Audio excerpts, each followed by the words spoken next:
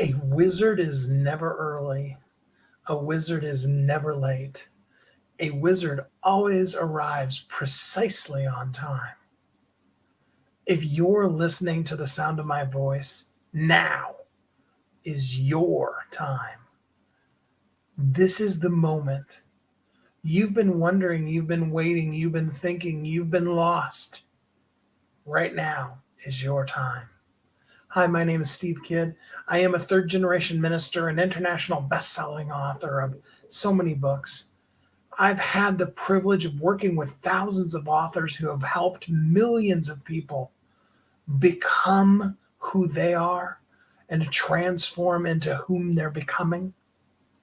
But today, all I care about is to talk to you, about today, about your time, about who you are, about what you were meant to do.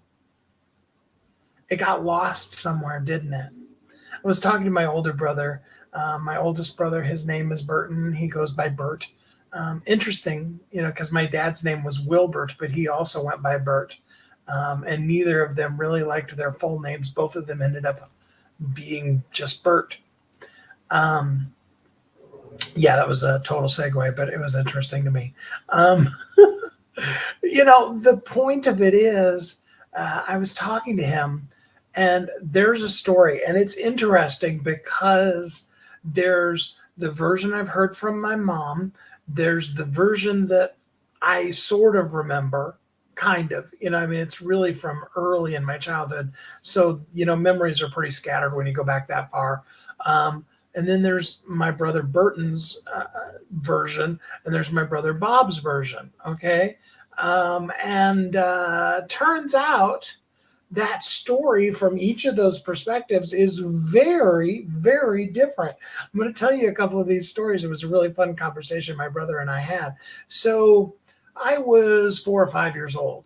Now, all I remember is that the three of us were singing in front of church. My dad's a pastor, so that's not uncommon at all. All right.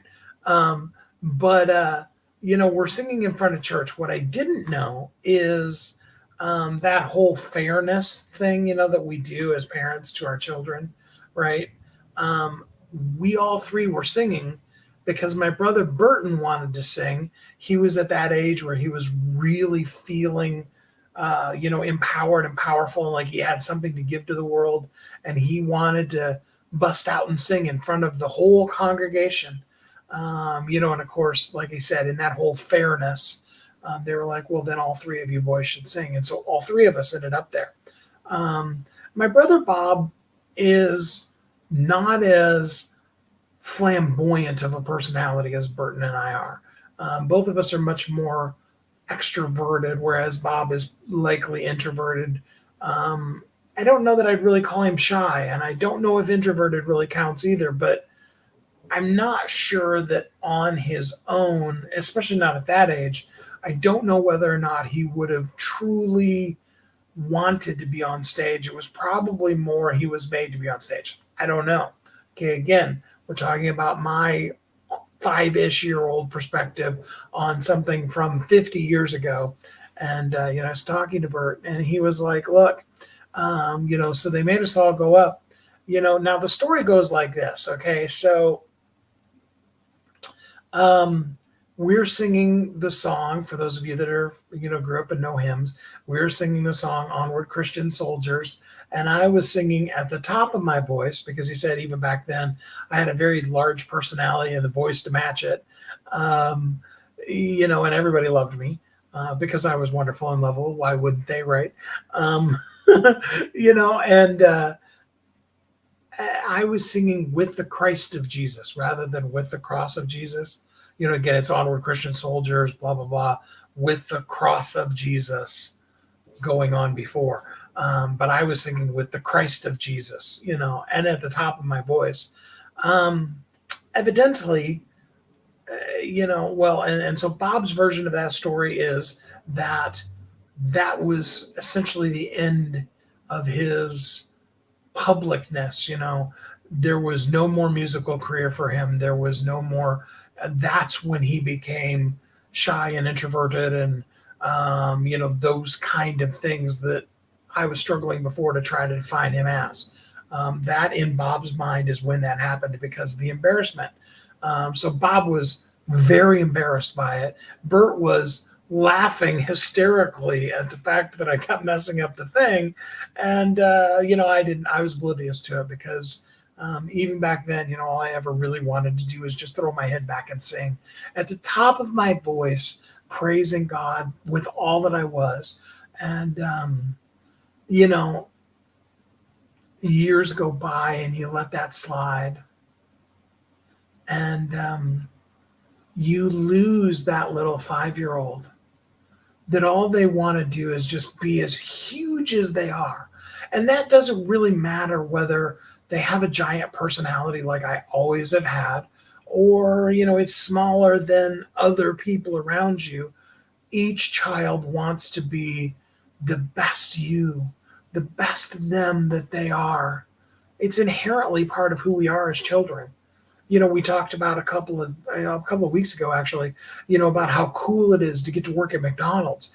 Not because a child thinks it has the ability to understand what working at McDonald's would look like, but rather because McDonald's is just the coolest place in the world. And so therefore, who wouldn't want to have McDonald's all the time and work there and just hang out in the play pit all the time at McDonald's? That's where their brain's at. That's how we think as children. And then the world comes in and it tamps us down until we get really, really quiet. Until we're quiet enough that we can fit into the box that the world's told us we belong in. But what if we never belonged in that box? What if we have big, loud, flamboyant voices that when we get loud, we can literally hurt the ears of the people next to us? Why do I say that? Because I've been told that. Ouch, you were talking so loud, it literally hurt my ears. Okay. That wasn't my intent that I know of. I didn't even know I was doing it, so obviously it wasn't my intent. But that was the message I got. And so I got just a little quieter. I shrank. I spent so many years singing in front of large crowds, the 10 or 20,000 people that were in the auditorium at Rotterdam in the choir that I was in, and then stepping out and giving my personal testimony in front of the 5 choirs that were the Continental's combined group, and in front of these tens of thousands of people, and I was one of the 2 or 3 that went out and actually talked about Jesus and shared about life, because all of the powers that be got together and my name was one of the 3 that rose to the top. And somewhere along the lines, we buy into our talent being an ego rather than understanding that our talent was just pushing aside everything else and making room for it. And the world was boxing it in and making it smaller and smaller. Right? You see, the thing about it is I'm here today because the wizard is always on time to tell you that right now, right here, now is your time. There is so much more. We've been talking about these words, and we're going to talk a lot more about them. Exceedingly abundantly above. Think about those words for a minute. Exceedingly abundantly above. Somebody used the phrase today on a call that I was on, eternal abundance.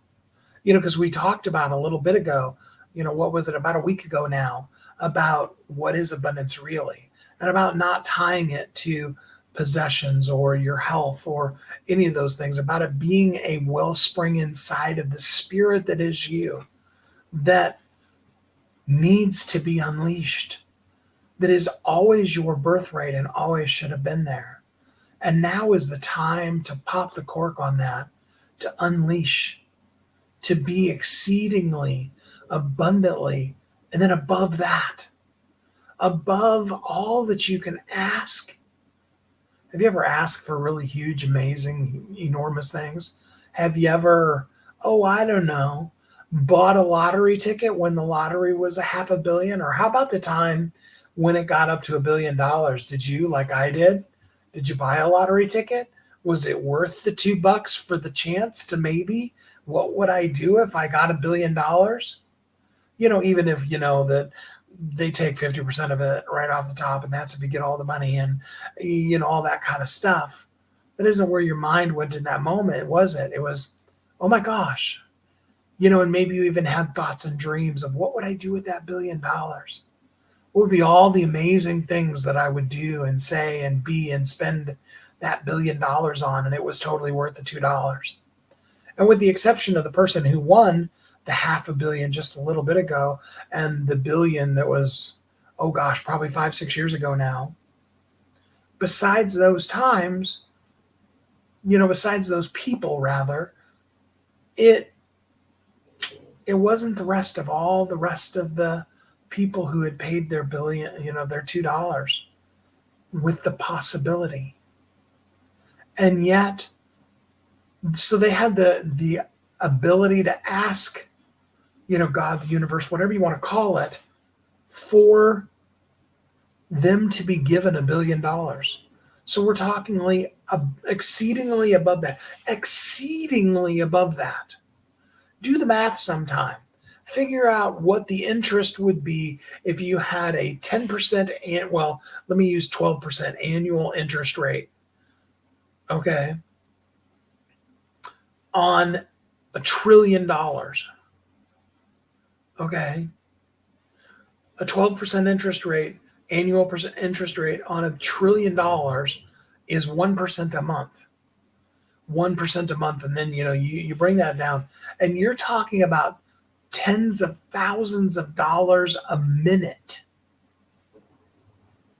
Now, again, we're talking about more than we could ask. So more than that $1 billion lottery ticket and more than we can think. Meaning more than the fact that I just gave you the thought experiment of 12% annual interest on $1 trillion. So now it's bigger than that. It's above all of that. Exceedingly abundantly. Abundance has to do with the concept of overflowing. Overflowing, meaning that more is always coming in so that, because as soon as you stop pouring it in there, it stops overflowing. When the water gets in there and it overflows to the top, it just stops at the top. But if you're overflowing, that means that more is still coming in. So you get exceedingly abundantly above, and it's overflowing. It's just so much that it's just spilling out of you. What then? Oh my gosh, what would life look like if you really truly were exceedingly abundantly above all that you could ask or even think? Above the trillions that I just talked about.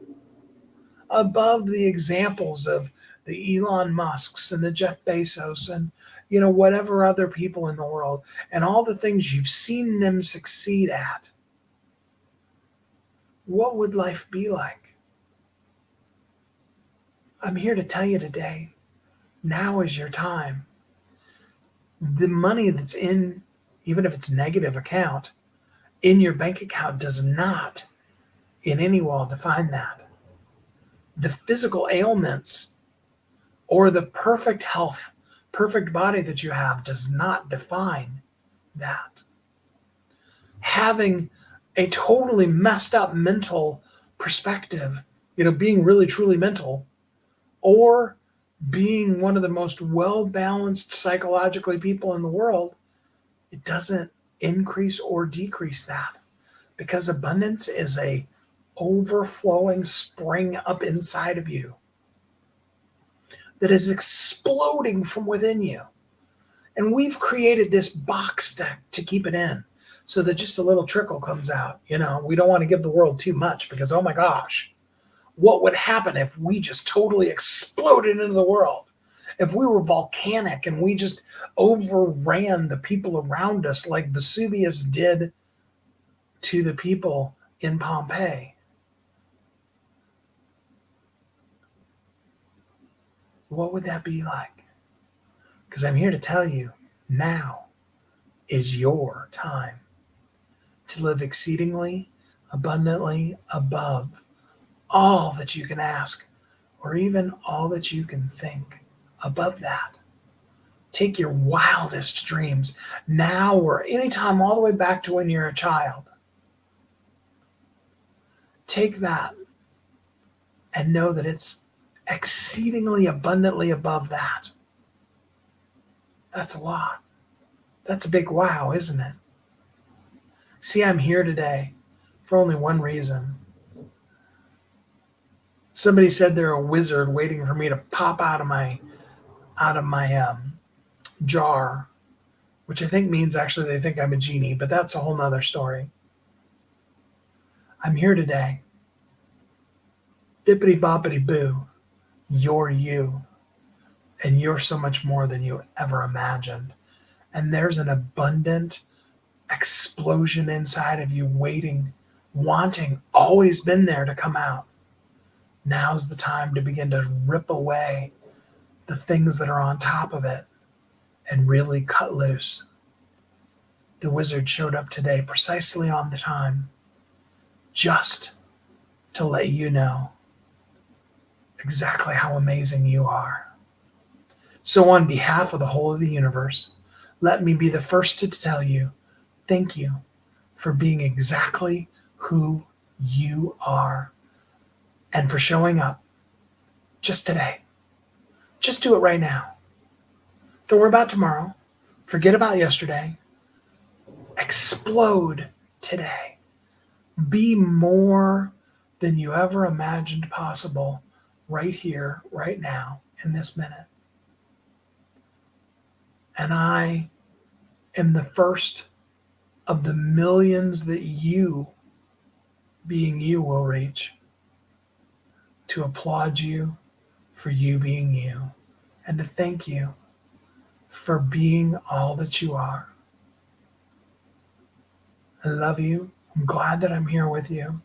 Thanks for spending some time with me, for sharing in the excited exuberance that I have in this moment, and for all the things you're going to do in this world. And until we're together again next time, I hope you're happy, safe, warm, and loved, and that you live exceedingly abundantly above all that you can ask or even think, that you're thriving because you are truly free.